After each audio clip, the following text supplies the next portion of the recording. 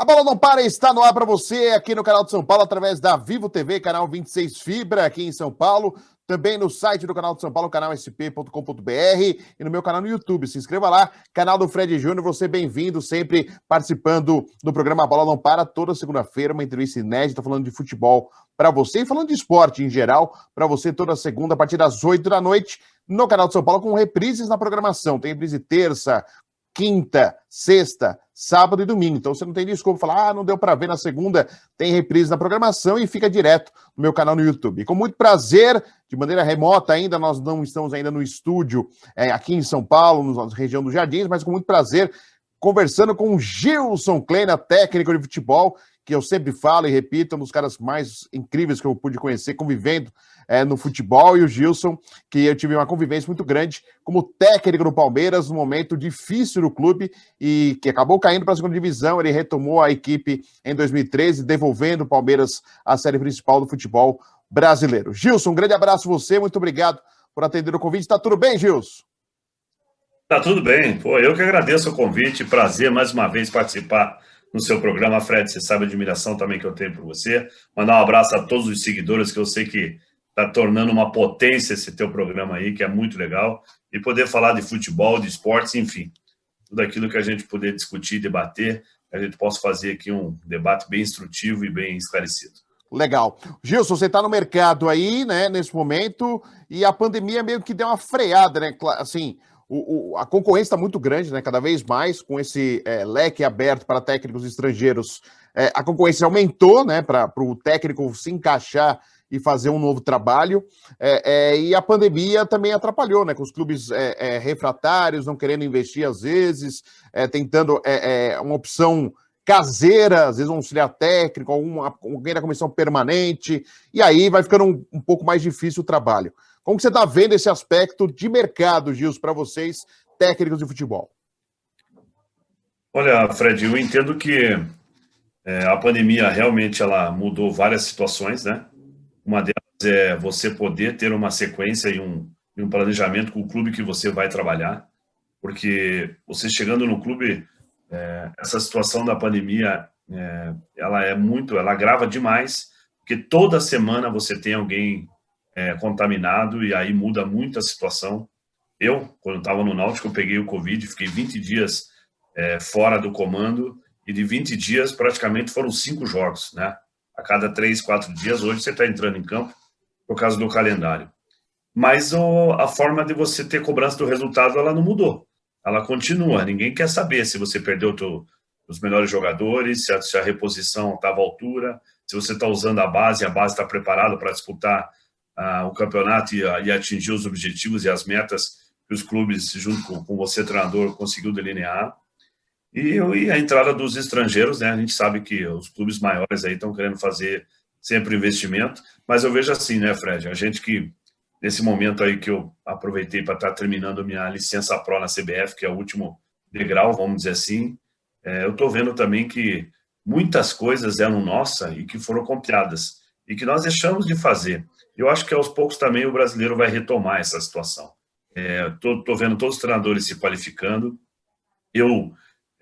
Na minha opinião, eu acho que também está tendo uma inversão de valores, viu, Fred? E o torcedor vai entender o que eu vou falar. Eu, na minha caminhada, eu comecei a pegar a estrada lá atrás. E hoje eu estou vendo muitos profissionais já começando muito lá na frente. Isso é legal? Pô, encurtou, tem atalho. Mas o futebol não é só você pegar o livro, a teoria e colocar. É muito mais isso aí. Uma das coisas que eu coloco é a vivência. Às vezes tem clubes, treinadores que estão passando pela primeira crise e não estão sabendo absorver, não estão sabendo lidar com esse tipo de situação. E uma das coisas que isso está prejudicando o trabalho de todo treinador brasileiro, que nós sempre exportamos, era nós que íamos para fora, e hoje nós estamos vendo os treinadores estrangeiros estão chegando aqui. Eu acho que todo treinador tem seu espaço no Brasil. Eu vejo que alguns treinadores estrangeiros têm algumas linhas de trabalho com alguns conceitos interessantes que a gente tem que absorver. Eu entendo que o Jorge Jesus ele deixou um legado bem bacana, assim, né? Não só de gestão de grupo, mas também de conceitos táticos, né?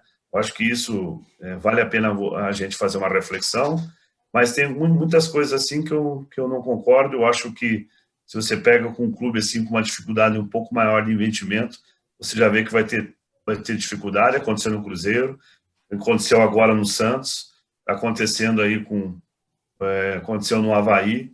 Claro que, ao mesmo tempo, o Crespo está fazendo um grande trabalho, o início do São Paulo, e da mesma forma com o Abel ali no Palmeiras, se bem que está oscilando. E até, Gilson, claro, sem citar nomes, a única que eu vou citar é que, assim, essa onda de técnicos estrangeiros começou, assim, o Palmeiras com o Gareca logo na sua saída, né? Aí depois o São Paulo tentou alguns treinadores também, teve o Bausa, o próprio Osório, e aí o que deu certo mesmo foi o Jorge Jesus. O Sampaoli no Santos chegou a um vice-campeonato brasileiro, algo que, pelo elenco, parecia ser quase que impossível. Acho que nem o mais otimista santista acreditaria que o Santos chegaria a ser vice-campeão brasileiro. Foi a maior pontuação do Santos, inclusive, na história dele de pontos corridos.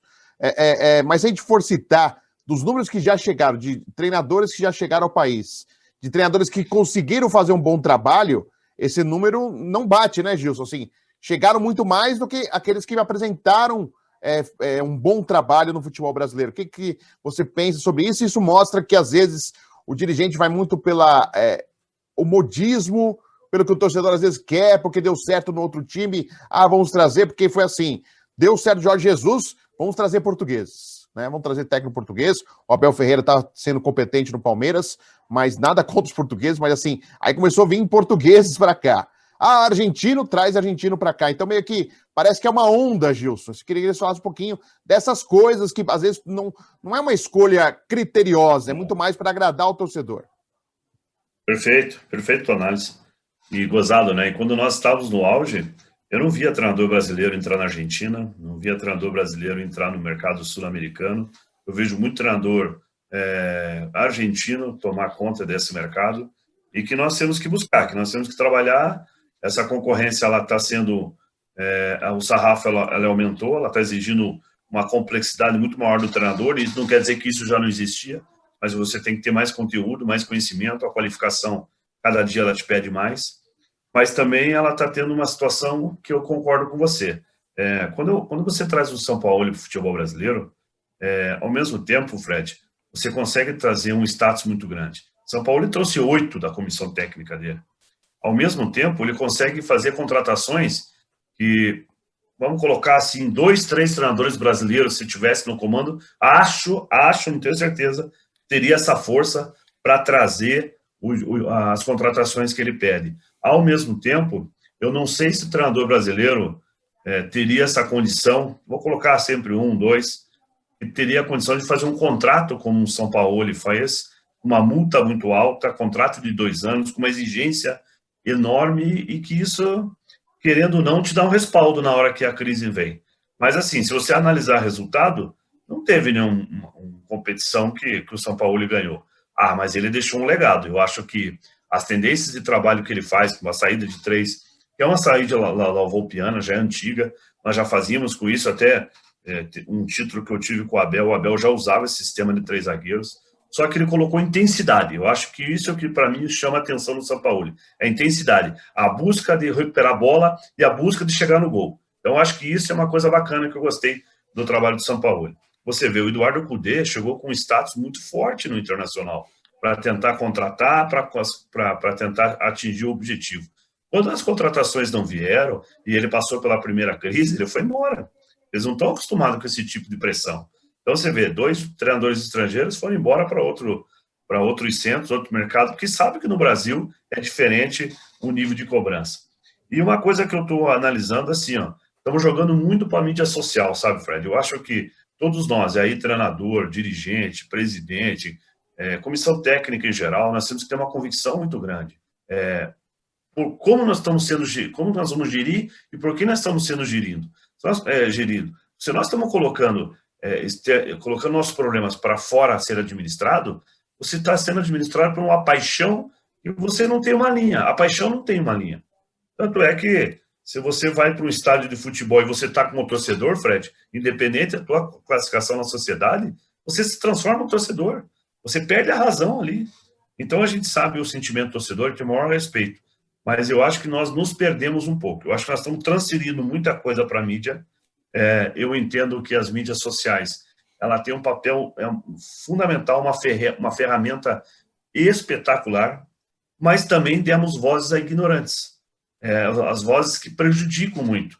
Então, qualquer situação já joga uma pressão maior do que ela existe. Esses dias eu estava vendo umas imagens, não sei se você acompanhou, do jogo da Ponte Preta. Você vê, um jogo que ele perdeu em casa, sem torcida, e olha o que aconteceu, quase teve uma tragédia de alguém, sei lá, até um dia que acontecer isso, já aconteceu uma morte, né? Mas eu sei que eu conheço bem ali. Então tem que tomar muito cuidado. Acho que hoje nós estamos passando uma situação muito delicada pelo que o mundo está vivendo. Mas a gente sempre escuta assim, mas o reflexo da sociedade, eles transferem para o futebol. Mas eu acho que isso já passou, sabe, Fred? Eu acho que já está num limite assim que tem que tomar muito cuidado, senão você não vai sair mais na rua. Você não consegue mais ser um treinador de futebol, um atleta. Então, assim, eu acho que nós temos que buscar a nossa essência. O treinador brasileiro tem que buscar o mercado. Mas, assim, Fred, se você não tiver um mínimo de tempo de trabalho, cada vez mais a dança das cadeiras vai aumentar. E, Gil, você acha que, de alguma forma, essa mudança, que não foi o que a Federação Brasileira de Técnicos, nem os sindicatos de técnicos queriam dessa maneira, mas que a CBF propôs agora para o Brasileirão de Série A e Série B, que o clube só pode demitir até 2 treinadores. Se demitir o segundo, tem que se utilizar um profissional que está na comissão técnica há, no mínimo, 6 meses. Você acha que isso dá uma garantia de trabalho, pelo menos um mínimo de trabalho ao treinador? Ou você acha que é aquelas coisas que só no Brasil acontece, que é lei que pega, lei que funciona e lei que não funciona? Aqui no Brasil tem essas coisas, né? Você acha que vai funcionar, Gilson? Leis é o que mais tem no nosso país, né? E tem os que pega e que não pega, né? Tem lei aí que falaram que os dirigentes iam ser responsabilizados pelos desfalques que dão nos clubes, eles estão aí, continuando aí, os clubes dão tudo aí com o chapéu na mão, e os caras estão aí, reeleito, volta, vira diretor, o cara tá sempre cercando o clube. Mas, e quanto aos técnicos, você acha que dá uma garantia para vocês? É claro que a gente conversando com outras pessoas ligadas aos sindicatos, federações, eles gostariam que tivesse a obrigação também de garantir o pagamento. Não adianta só, legal, respeito em relação ao treinador, mas tem que pagar, né? Porque não adianta ficar com 5, 6 treinadores para ficar pagando aí, parcelado um carnezão e que às vezes deixa de pagar. O que você pensa, Gilson? Olha, eu acho que é um avanço, mas eu entendo assim, eu gostaria que as coisas fossem mais sumárias. Então, a CBF ela podia intervir nessa situação. Porque o nosso registro ela já está indo para a CBF. Hoje você tem que estar, você está dentro do campo, você tem que estar com o teu documento, a tua credencial dentro da CBF. Como a CBF está exigindo as licenças no Brasil, que eu acho de grande valia, não era a favor, e hoje eu entendo que ela é muito boa, porque você volta a se atualizar, você entende os mercados, você entende o que está acontecendo em tudo dentro do departamento de futebol. Eu acho que isso foi muito bom para os treinadores. Eu acho que isso que tinha que ter uma exigência. Primeiro, você ter uma legislação. Quais são os treinadores que têm condições de trabalhar numa Série A e numa Série B? Aí você qualifica o trabalho e a série do brasileiro para você ter um futebol melhor. Segundo, essa regulamentação vai passar muito pelo caráter, porque todo mundo tem que entender que eu fui demitido. E se você é meu presidente e falar, não, eu não posso demitir, senão eu não posso contratar, você pode chegar e falar para mim, cara, peça a demissão. Então nós temos que vai ter muito esse entendimento. Então por isso que tinha que ser uma coisa que tem que ser assim, não.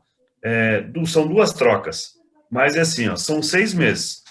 O trabalho vai ter convicção? Não, nós vamos ainda conviver com o resultado. Mas se você ter esses 6 meses, sabendo que seu resultado não está vindo, o desempenho não está legal, o trabalho não está legal, você tem que ser demitido, mas você tem que ser ressarcido por isso. Você pode ficar 100 anos sem trabalhar. Eu acho que é isso que tinha que organizar. Mas primeiro é entender que convicção que estão contratando o Gilson Kleina, né? Qual que é o objetivo? Porque ainda, Fred, nós estamos num país que todos falam que vão classificar, que todos falam que vão ser campeão, que todos querem atingir Libertadores, Sul-Americana, e que não é assim. Hoje está cada vez mais. Os clubes que têm maiores investimentos, os clubes que têm as maiores condições, estão fazendo a diferença. Se você pegar de 2010 e 2020 para cá, você vai ver uma hegemonia dos clubes de maiores tradições que foram campeões brasileiros. Então, vai fugir ali cada 10, 15 anos, um investimento mediano, mas aí vai para o setor criativo. Então, uma coisa que está crescendo no futebol brasileiro são gestões empresariais. Você vê aí Red Bull, né? Eu acho que isso aí, de repente, vai ser a fuga, mas a gente sabe que ainda existem muitos clubes tradicionais que têm conselhos que não abrem mão para isso. Mas, ao mesmo tempo, você vê grandes equipes de tradição. Você vai ver a Série B esse ano, que vai ser equilibradíssima, vai ser a mais difícil de todas as edições, mas com gestões assim ainda com muitos problemas. E você, às vezes, você entra com a camisa grande, tem que ser protagonista e você não tem condições de ser protagonista. Esse é o que é a maior dificuldade. Então, quando a gente fala que os conceitos que o Guardiola trouxe para o futebol mundial, muito bom. Mas muito bom quando você consegue contratar os jogadores que você tem. Quando você traz Jorge Jesus, você pega um Flamengo que fez um sarrafo de contratação muito alto. O Flamengo começou a trazer jogadores da Europa. Você pega uma linha de 4 como Rafinha, Rodrigo Caio, Pablo Mari e Felipe Luiz, os jogadores construtores. Então você pode ser protagonista, você pode propor o jogo, você pode ter uma plataforma que você possa ser ofensiva. Agora, às vezes, você pega um time grande e que você não tem essa condição e a torcida quer que você jogue igual ao outro. Então, acho que é isso que nós temos que começar a falar, de ser transparente para o torcedor. Olha, nesse investimento, a nossa condição é essa, mas nós vamos buscar sempre o maior, o melhor. E isso o futebol, ele permite, né? Mas pontos corridos, o que mantém é muita regularidade. Nós estamos conversando com o técnico Gilson Kleina, que é o nosso convidado aqui no programa Bola Não Para, que vai um rápido intervalo. E já voltamos com mais Gilson Kleina para você aqui no programa Bola Não Para. Espero você.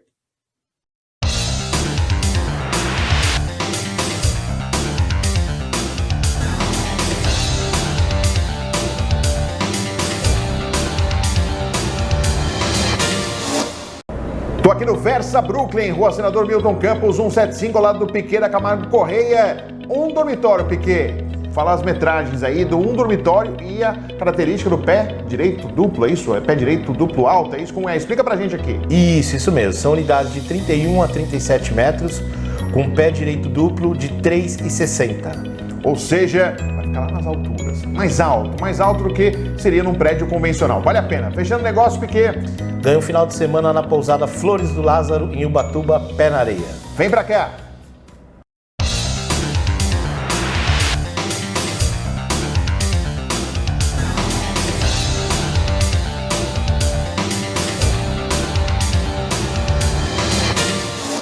A Bola Não Para está de volta para você aqui no canal de São Paulo, através da Vivo TV, canal 26 Fibra, site do canal de São Paulo. Acesse aí, canalsp.com.br, tem uma programação muito legal. E também no meu canal no YouTube. Se inscreva no meu canal no YouTube, canal do Fred Júnior. Toda segunda tem o programa Bola Não Para, falando de esporte para você, a partir das 8 da noite, no canal de São Paulo e no meu canal no YouTube. Aqui conversando com o técnico Gilson Kleina, a gente falando sobre esse mercado de treinadores. E Gilson, a gente tem convivido, né? A gente tem percebido também que os técnicos têm reclamado em relação aos garotos da base, que agora é outra onda, os times usarem a base.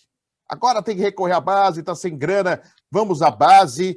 Alguns fazem um belo trabalho e acabam colhendo frutos. A gente vê o São Paulo colhendo frutos agora, Palmeiras colhendo frutos agora. O Santos, que sempre viveu da base, tá tendo uma leva que não é mais aquela leva que tinha vários jogadores. O Santos está tendo dificuldade de reconstrução. Outras equipes pelo país estão tendo dificuldades, e a gente percebe jogadores com problemas de fundamento, Gilson. Às vezes o cara consegue dar um passe, um chute forte, domínio de bola, coisas que o cara deveria ter aprendido na base, e o cara chega no profissional com essas falhas de fundamento e sobra pro treinador, porque ele é tratado como se fosse a joia, né, da coroa, e vai ver, não é tudo aquilo, e aí fala, o treinador não sabe escalar o cara, o treinador não sabe aproveitar o jogador, e vem com... Toda semana você tinha que trabalhar fundamento. Era obrigação o atleta dominar a bola, saber passar com a perna direita, esquerda, ter leitura de inversão de jogada, bola longa, chute a gol, cabeceio. E hoje a gente sabe que a periodização tática ela está incrementando outro tipo de valências e não tendo mais essa preocupação com a lapidação técnica, que eu acho que isso era do Brasil. O brasileiro sempre se destacou pela qualidade técnica. Eu acho que nós tínhamos que nos preocupar. Se a gente não quer fazer só o fundamento, mas que tinha que mesclar. Eu sou essa geração ainda que tem que voltar. Eu já estou passando por isso quando pego os meninos da base. Eu acho que quando você trabalha com meninos da base, você tem que ver que alguns jogadores estão mais na frente do que o outro. Tem uma palavra que chama maturação. Eu acho que todo mundo acha que agora o jogador da base está pronto. Ele não está pronto, ele precisa ainda maturar, ele precisa passar por fases para ele sim dar uma entrega melhor no futebol, quando ele vai no nível de cima. Mas o que acontece? Você pega hoje umas equipes que estão disputando Libertadores, seja quem for, mas do outro lado lá também estão usando os meninos da base. E aí você quer colocar os meninos da base. E aí você vê que os grandes jogadores mesmo, Fred, eles não estão ficando no Brasil. Eles já estão... o treinador brasileiro hoje está conseguindo segurar o atleta até os 16, 17 anos. A formação final está passando para os treinadores estrangeiros. Eles estão fugindo da gente. Então, assim, isso é uma coisa também que a CBF tinha que se preocupar. Agora, assim, o que você quer com a base? Você quer que o menino seja um jogador que vai colocar a tua técnica e vai performar, que a equipe vai crescer durante os anos, ou você quer ser comercial? Vamos colocar o jogador agora para ser comercial. Aí é outra proposta. Então, sabe, aí entram outras situações por trás. E sabe os interesses que tem um menino novo para ver se já faça um grande campeonato para poder vender? E é isso que nós tínhamos que começar a entender. Eu acho que nós tínhamos que segurar o jogador brasileiro mais tempo no país para melhorar esse jogador. Melhorando o jogador, vai melhorar o campeonato, vai melhorar a performance e o desempenho. Isso tudo vai desencadear. Então, eu acho que também está numa onda de estar todo mundo querendo usar o menino da base. Às vezes ele não está preparado. Muitas coisas também você vai ver quando voltar a torcida, Fred, é o lado mental, que até agora o menino está entrando, está tendo aquela cobrança interna ali, está tendo a cobrança da comissão técnica dos jogadores. A hora que tiver o torcedor, que a gente sabe que ali muitos jogadores têm dificuldade, porque daí entra a parte emocional, a personalidade do atleta, e aí, de repente, muitos atletas com grandes potenciais podem morrer no ninho. Então, eu acho que tudo isso nós temos que avaliar, ter um pouco de cuidado. Equipes que estão fazendo um grande trabalho, caso do Palmeiras, que vinha ganhando muito, tem que utilizar mesmo. Não tem porquê. Se a tua base estão sendo vencedores, que qualidade tem? Acho que o Flamengo também está fazendo muito trabalho. Até na minha época, na Série B, quando eu comecei com 17 jogadores lá, Fred, nós usamos a base, né? Era o Fernando Praz, mas quem estava conosco lá era o Pergorari, era o Vinícius, que está até lá, o Luiz Felipe, que era da base, que foi para o Benfica, o Vitor Luiz, que está aí hoje. Na época, quando ele voltou de Portugal, nós utilizamos Caio Mancha, Vinícius, Patrick Vieira. Então, nós usamos muito menino da base também.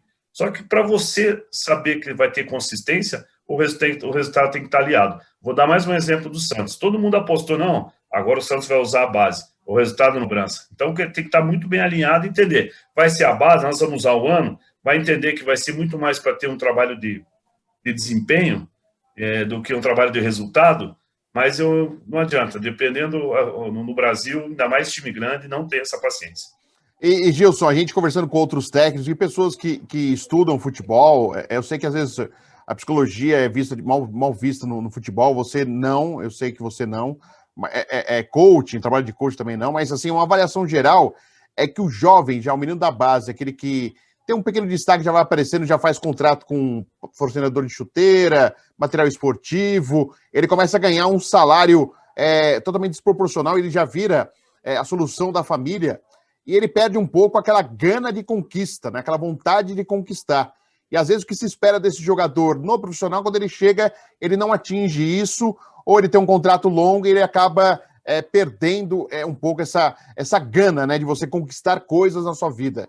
Como que você vê isso, Gilson? Algo que parece bobeira, que isso é filosofia, é estudo, é coisa para tese. E, na verdade, é algo prático. Acontece muito isso, contratos longos, onde o jogador que espera um desempenho dele ele não consegue atingir, porque meio que ele estaciona e acha que para ele já está ótimo. Estou com um bom salário, estou resolvendo a vida da família e está tudo bem. E, Fred, a zona de conforto é ruim em qualquer segmento da vida, né? Em qualquer, não é legal. E uma das coisas que deixou o atleta na zona de conforto foram esses contratos longos. Também porque a lei pede isso, né? Senão os clubes perdem também. Mas daí você dá grandes salários e para ele daí a vitória e a derrota parece que daí não tem diferença. Quer ver uma passagem assim, ó? Na minha época, eu não fui jogador de verdade, né, Fred? Então eu joguei na base. Mas eu me lembro quando eu ia treinar no Atlético Paranaense ou no Pinheiros, que era um clube aqui que fez a fusão ao Paraná Clube. Sim, sim. Quando nós éramos chamados para fazer coletivo naquela época, você chegava no profissional, você ficava com a chuteirinha na mão, esperando aonde você podia trocar. Mas você estava com um prazer tão grande, falando, meu Deus, eu estou no profissional. Você queria estar ali. Então você entrava às vezes 10, 15 minutos no coletivo, mas para você era o suficiente, porque para você era um ganho. Cara, eu vou ter que lutar, trabalhar. E como você falou, hoje o menino da base já sobe com o mesmo celular, já sobe com a mesma chuteira, né, que às vezes é o mesmo patrocinador, então às vezes é o mesmo empresário, já chega com um salário que ele já tem condição dele sustentar a família, dele poder comprar seu carrinho, pôr seu brinco, fazer tatuagem. Então, assim, ó, inverter os valores. Nós temos que fazer o menino... Na minha época era mais, a gente falava que tinha que estar com fome, né? Chegar com fome. E às vezes a gente chega ali e vê que ele está estagnado, está esperando o quê?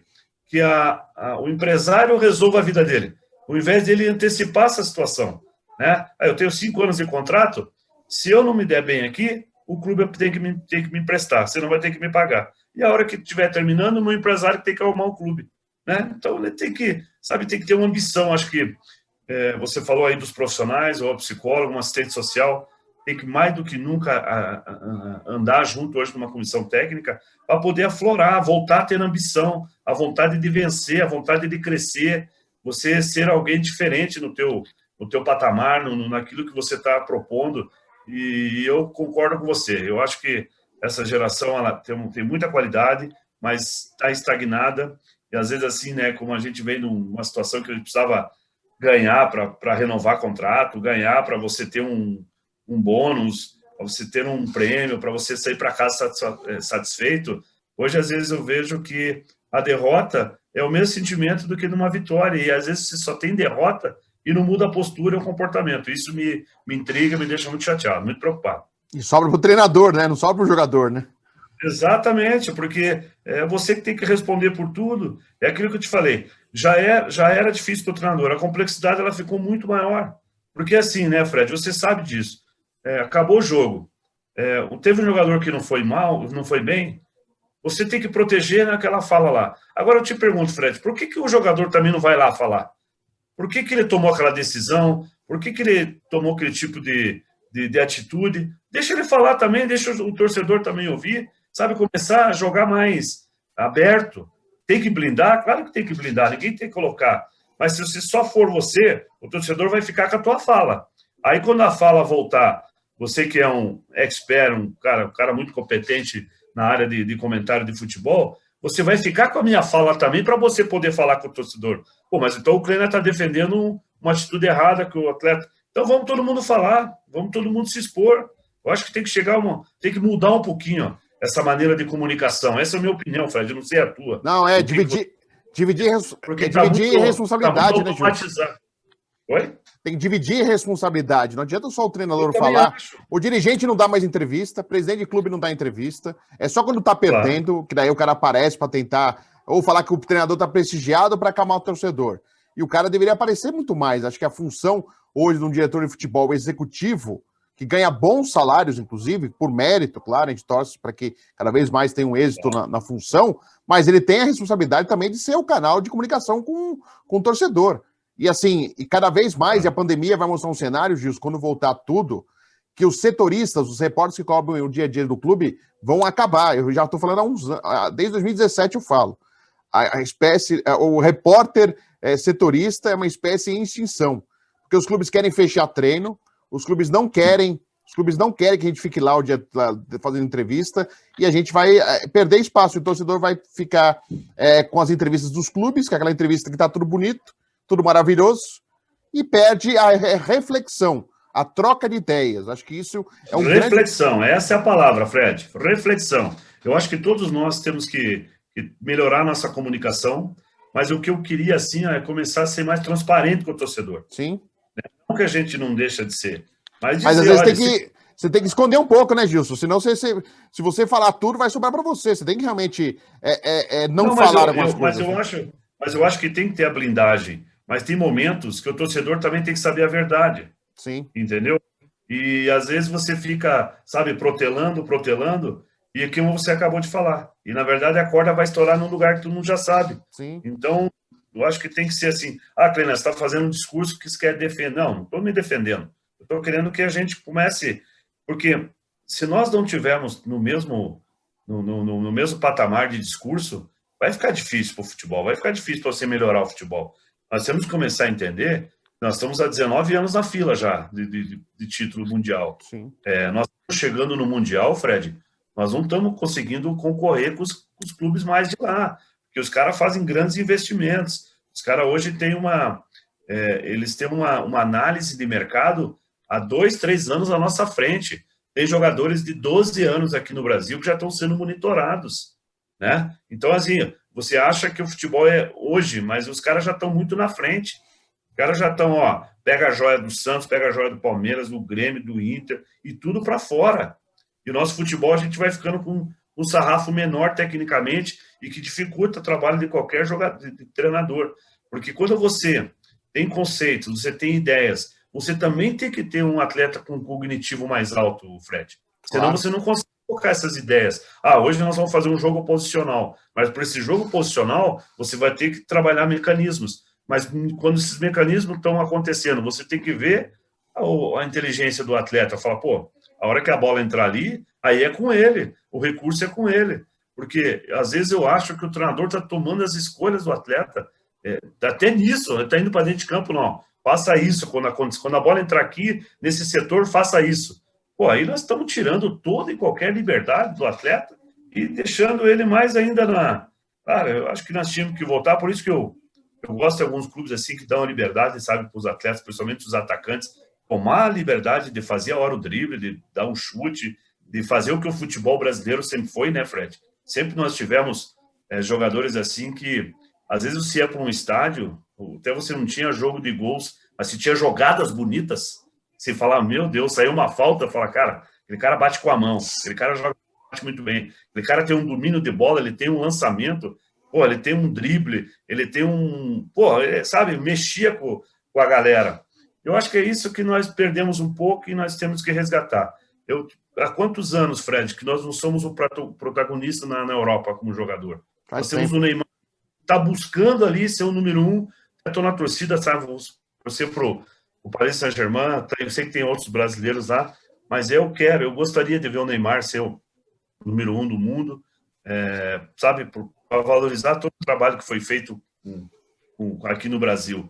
Mas a gente sabe que está mudando muito isso. E quando você chega uma análise, quando você vai ver as seleções, e você vê que jogadores estrangeiros que não têm tradição nenhuma nos seus campeonatos estão começando a ter o destaque, você pega o Haaland, ele é um norueguês, né?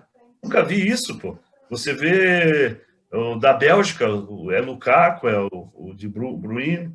Então, cara, a gente tem que rever assim, que a gente está perdendo, mas nós estamos perdendo precocemente, que é uma coisa que nós temos que estudar, tá? Nós temos que fazer um embate para a gente segurar mais nossos jogadores bons aqui, para a gente começar a despontar para o mundo de novo. E já caminhando para o final da nossa conversa, eu gostaria de ficar muito mais com o Gil, sempre é um bom papo. Gilson, você pensa assim, o mercado para jogador nunca fechou, que está mais difícil, né? Agora eles têm contratado, principalmente na Europa, tem que ser um jogador diferente, eles não estão contratando agora jogador para preencher elenco, não, está contratando um cara que pode ser diferente para o clube. Jovens atletas, a gente vê o Rodrigo e o Vinícius Júnior no Real Madrid, por exemplo, que aí foi muito no que você bateu, né? Ele prepara o jogador taticamente lá, né? Já transforma o jogador lá na Europa, não é mais aqui para arrumar. Mas e para o técnico, Gilson? A gente vê que Portugal, que era o celeiro de brasileiros na década de 80 e 90, poucos técnicos, né? Assim, o mundo árabe, que também era outra alternativa, você conhece muito bem também.